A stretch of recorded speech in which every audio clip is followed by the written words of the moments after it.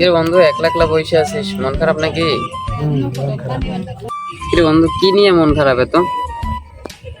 আমার ফ্রেন্ড আমার কাছ থেকে অনেক দূরে সরে গেছে, দেশের বাইরে চলে গেছে।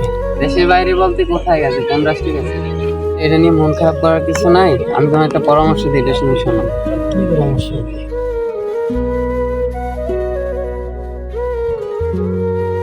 আমার একটা বান্ধবীর নাম্বার আছে, আমি আমার বান্ধবীর নাম্বারটা তোমারে দেই, কথা বলো, তার আস্তে আস্তে মন ঠিক হয়ে যায়।